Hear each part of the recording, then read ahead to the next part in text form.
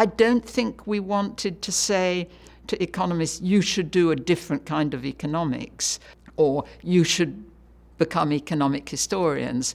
We said we would like you to have an environment in which you can talk to other people from different disciplines about the great issues of the world and finding a common language. And that's worked out. I mean, it certainly hasn't hurt. I'm Emma Rothschild. I'm a professor of history here at Harvard, and I'm the director of the Center for History and Economics, which is also at Sciences Po in Paris and at Magdalen College, Cambridge. When I was a graduate student in economics at MIT, I was offered a short-term job by the London Sunday Times, who were covering the 1968 presidential campaign. And they had the idea of that the right thing to do with an inexperienced 19-year-old English girl was to send her to Michigan to cover the George Wallace campaign. So it was really interesting, and I got very fascinated by the history of the American automobile industry, which was suffering real problems at the time, initially to do with safety and environmental pollution concerns, then to do with concerns about energy shortages in the early 70s. So I started to write a book.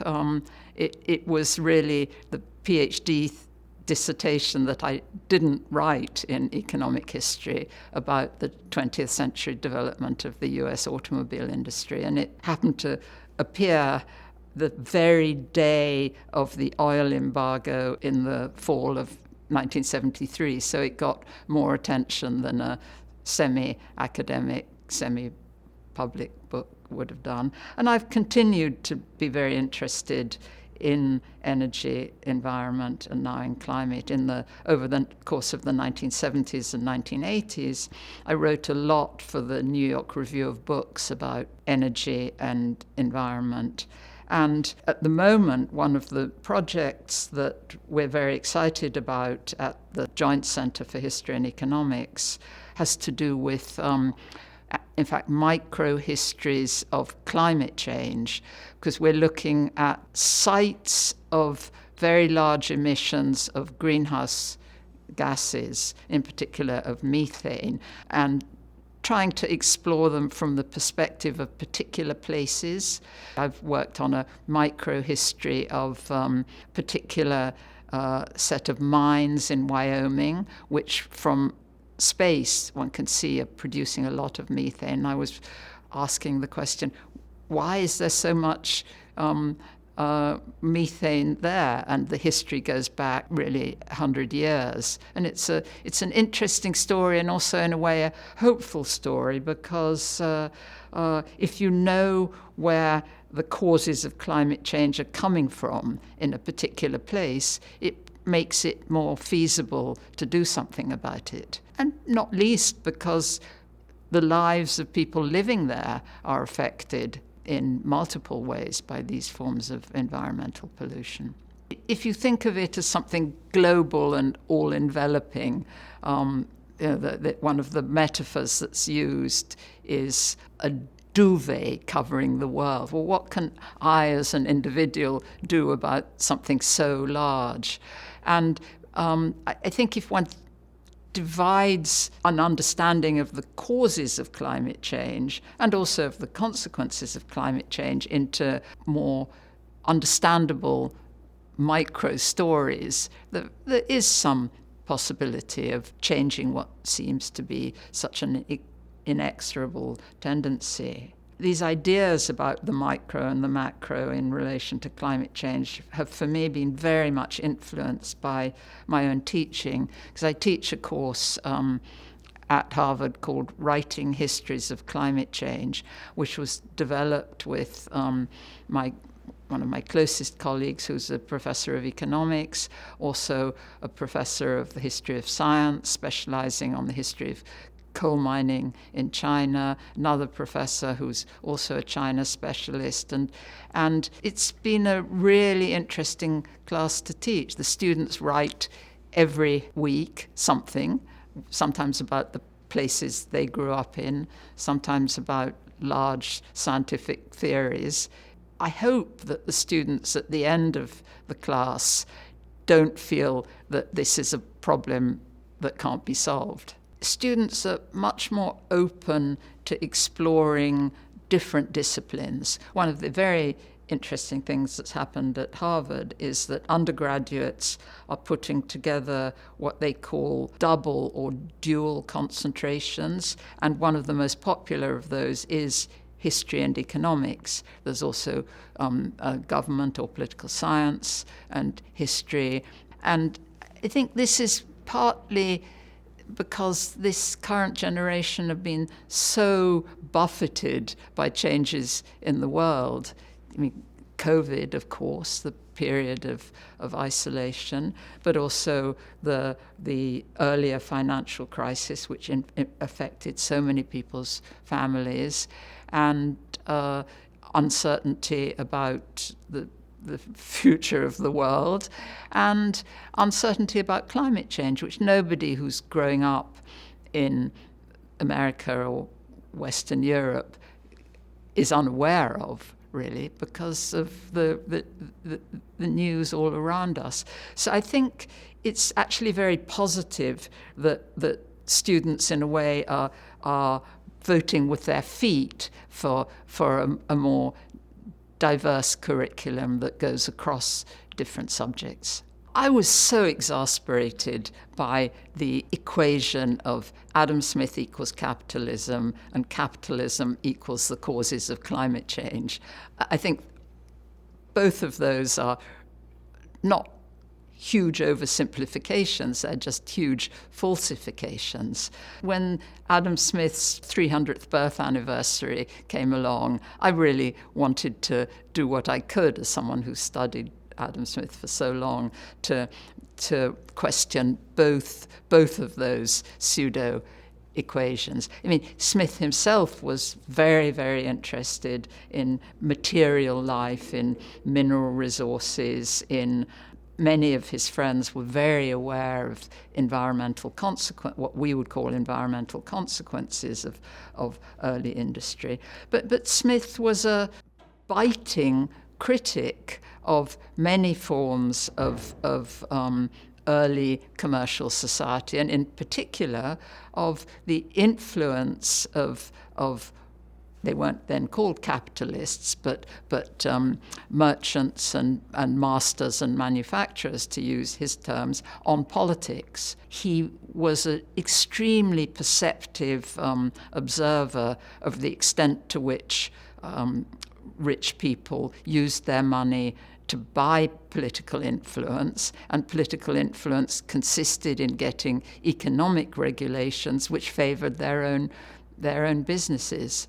And I think he analyzed that process very, very vividly in relation to restrictions on international trade. So Smith is a very contemporary figure to me. In relation to the sort of equation of capitalism and the causes of climate change, well, that's also something between a sort of simplification and a falsification, because the causes of climate change correspond with the rise of capitalism.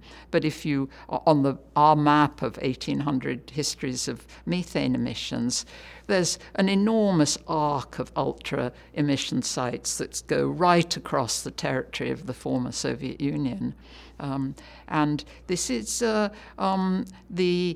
lack of concern for living things and the natural world was a characteristic of both capitalist and planned societies over a very long period of time. And both of those societies made tremendous improvements in the material conditions of life, but at what we now know to be a very grave cost.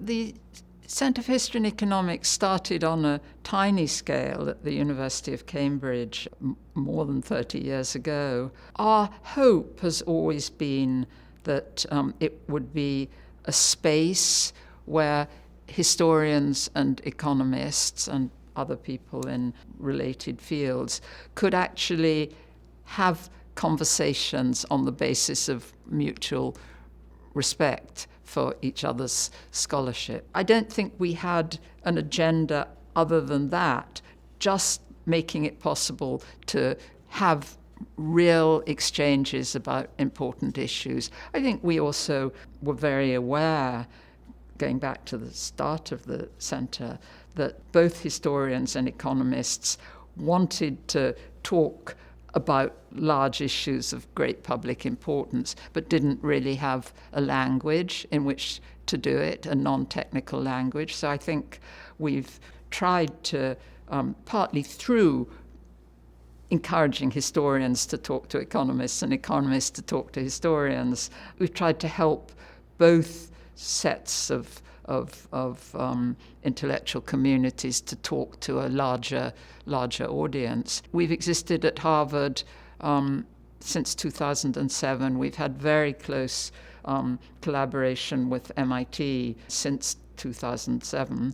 And one of the things I'm most delighted about is how many of the people who've come to Harvard through the center, through our fellowship programs and other grants, are actually now on the faculty in economics, both here at Harvard and at MIT. I don't think we wanted to say to economists, you should do a different kind of economics, or you should become economic historians. We said, we would like you to have an environment in which you can talk to other people from different disciplines about the great issues of the world and finding a common language. And that's worked out. I mean, it certainly hasn't hurt 4 people or 5 people who are now on the Harvard and MIT economics faculties who've passed through our center. They weren't called bad economists because they'd been in a program with historians. It was rather the opposite. And I think that's been great. And that was, in a different way, that was one of the things that was really terrific about the history project, in which we were able to sort of reach out to, I think, almost 200 quite young scholars, graduate students mostly, from almost 20 countries, 21 countries, through that small grant program and through the workshops for students, where they presented work in an atmosphere that was open to different kinds of perspectives. And I think it's something that people are really appreciating now, when there is concern about nationalism and large changes in political systems in almost every country of the world. So I think this is a time when economists and political scientists want to think about history, and it's good to have a language in which to do so.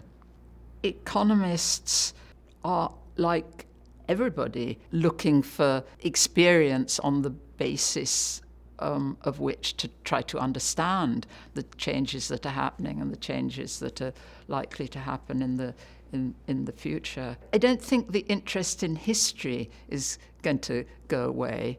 In many ways, actually, there are economists who've more traditionally been thought of as on the right, who have been particularly open to thinking about history. I mean, because I'm an Adam Smith scholar, I've had quite a lot to do with economists who I greatly respect, associated with the late James Buchanan and the centers in Virginia. And scholars there are really interested in history, not just the history of economic thought, but legal history and political history. Actually, there was, in the first Trump administration, there was a very senior economist who I taught, who has 2 PhDs, one in economics and one in history. And I think that double background helped him a lot in thinking about the very serious challenges that the United States faced at the time of the COVID crisis.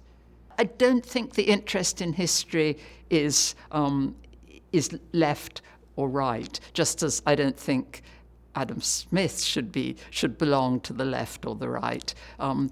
This is a way of making sense of the extremely challenging world in which we live.